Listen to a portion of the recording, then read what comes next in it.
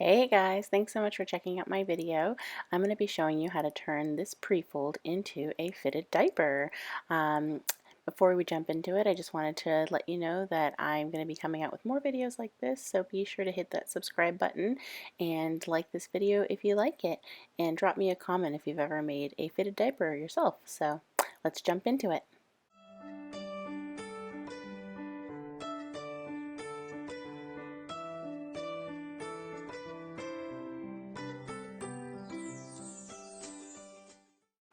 Okay, so first off, you're going to have to cut out your pattern. So what I'm using is a Green Mountain Diaper prefold, and I made a pattern out of a diaper that I had, and I've actually made a PDF of this, so you'll find that in the description box below.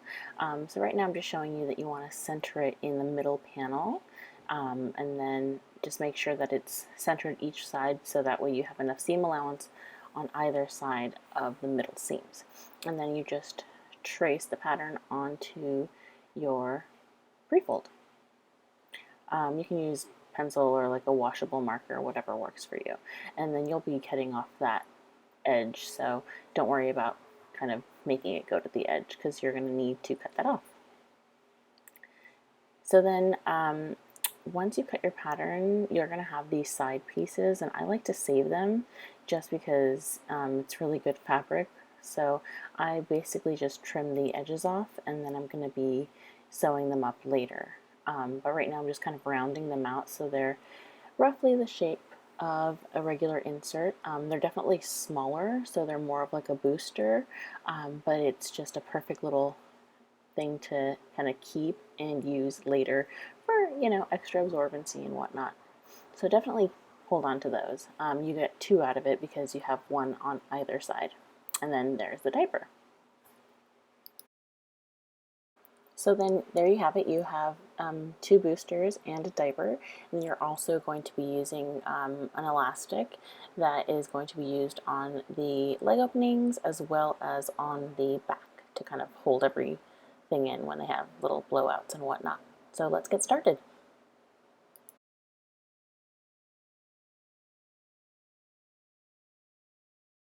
So I started off by just sewing up the inserts because those are kind of like the fastest, easiest things to kind of get over with.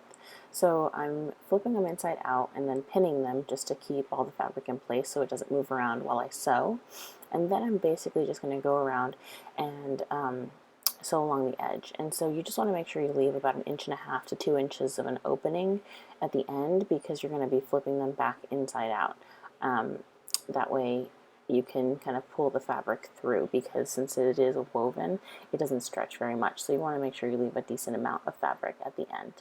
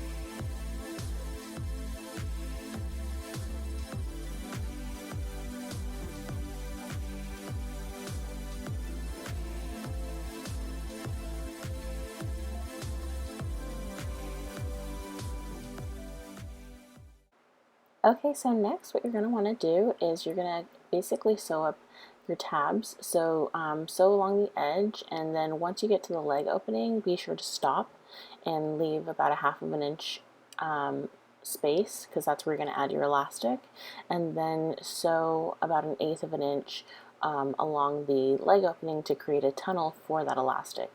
And once you get to the end, be sure to leave it open. So right here I just poked a bobby pin through my elastic and I'm threading it through the tunnel that I just made. You can obviously do that with a safety pin, but I didn't have one, so a bobby pin works just as fine. Just make sure you poke a hole in the elastic first, and then just pull it through.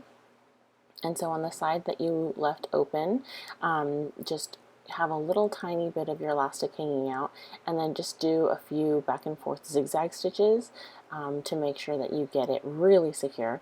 And then you're going to want to pull the elastic as tight as you can, but then keep your fabric as flat as possible, and you're going to want to do the same thing here with the zigzag stitch. And then once that is done, you just trim the excess of your elastic, and that's it, you're done. And so you have it encased in that tunnel that you just made.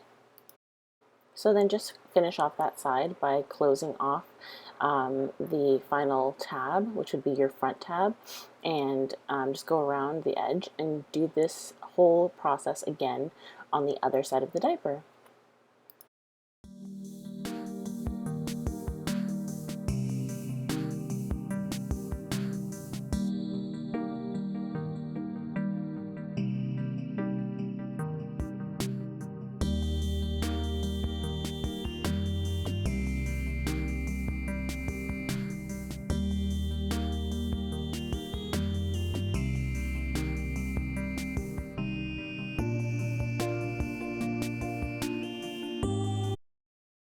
So now that you have both sides done, you're going to be sewing up the back, and what you want to do is leaving about a ½ inch open on either side, you want to sew along the back top edge. So the ½ inch openings are going to be for that elastic. So then once you do that, you want to just sew about a ½ inch below that a little tunnel or another stitch to create a tunnel, and that's when you thread your elastic through and do that same process of stitching that you did on the leg openings.